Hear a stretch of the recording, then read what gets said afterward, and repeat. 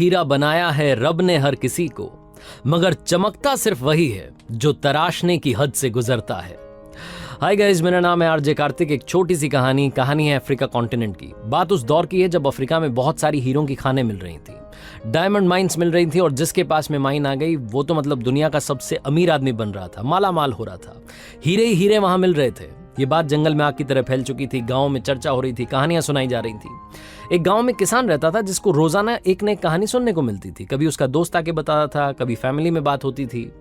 एक दिन एक दोस्त ने बताया कि पास के गांव में बहुत ही कमाल की खान मिली है और जिसके पास में वो खान है वो तो माला माल हो गया, उसकी जिंदगी बदल गई। किसान को जोश आ गया, जोश में जाकर के इसका जो खेत था नदी के किनारे, उस खेत को जाकर के बेच दिया। दूसरे किसान को बेच करके घर आया और कहा कि सौदा कर लिया है।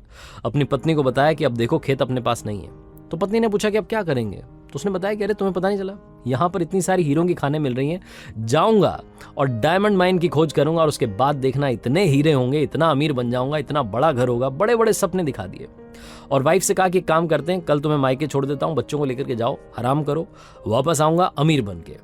वाइफ को भी बड़ा बड़ा सपना दिखा दिया, आंखों में चमक उठ गई वाइफ की भी। उनको लगा कि अब तो बस जिंदगी बदलने वाली है। धर्मपत्नी को अपनी अगले दिन छोड़ दिया मायके में। ससुराल में जाकर के ससुर जी को, सासू माँ को, सबको बता दिया।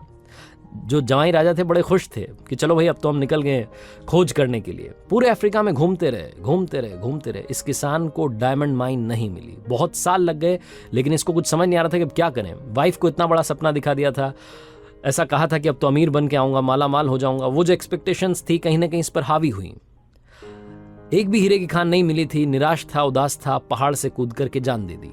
नदी में कूद गया, उसके बाद जिंदगी खत्म, किसान की मौत हो गई। कहानी यहां खत्म नहीं होती है, कहानी यहां से शुरू होती है, क्योंकि कहानी इस किसान की नहीं है। ये कहानी दूसरे किसान की है जिसको इसने खेत बेचा था। जिसको खेत बेचा था वो सिर्फ खेती कर रहा था, जाता था खेती करता था, वापस आता था, अपना रूटीन काम कर रहा था। एक दिन सवेरे सवेरे खेत में गया तो देखा कि नदी के किनारे एक रेनबो बना हुआ था। पास में गया तो जाकर के देखा कि सनरेज जो थी वो एक चमकीले पत्थर पर गिर रही थी और उससे इंद्रधनुष बन रहा था। उस चमकीले पत्थर को उठाया, इसको लगा कि बड़ा सजावटी आइटम है, इसको लेकर के चलते हैं, और घर ले जाकर के बड़ी मासूमियत से ड्राइंग रूम में अलमारी में रख दिया। भूल गया उस बात को। एक दिन एक दोस्त इसके घर पर आया, उसने बोला कि भाई ये कहाँ से मिला, ये चमकीला पत्थर कहाँ से मिला है तुम्हें? तो उसने कहा कि मेरे खेत में है, नदी किनारे खेत के वहां पर रखा हुआ था, वहां से लेकर के आया और अब यहाँ सजा दिया है, तुम्हें चाहिए तो तुम ले जाओ। तो उसने कहा भाई पागल हो, ये सबसे बड़ा हीरा है, हमारे यहाँ पर जितने हीरे निकले हैं उसमें सबसे बड़ा हीरा है, और तुम्हारे खेत में मिला है तो मतलब और भी होंगे। तो अपने दोस्त को लेकर के गया, वहां पर कुछ जो स्टोन्स थे उन्हें इकट्ठा किया, उसके बाद में लैब में भेजा। रिपोर्ट आई तो जांच में मालूम चला कि वो वाकई में हीरे थे।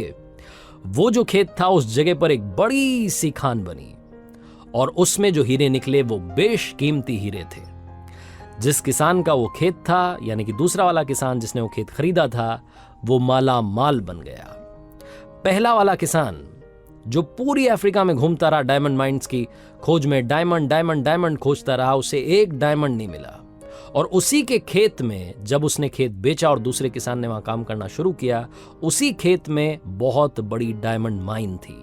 इतने सारे हीरे वहां से निकले कि अगर वो थोड़ा इंतजार करता, थोड़ी मेहनत करता तो शायद कमाल हो सकता था। छोटी सी कहानी है लेकिन बहुत बड़ी बात सिखाती है। पहले वाले किसान के पैरों के नीचे हीरे थे लेकिन उसे मालूम नहीं था। उसने पूरा महाद्वीप, पूरा कॉन्टिनेंट खोज लिया लेकिन हीरे नहीं मिले। दूसरा वाला किसान जिसकी जिंदगी बदल गई, अवसर उसके सामने था, उसके दोस्त ने उसको रास्ता दिखाया और खेल पलट गया।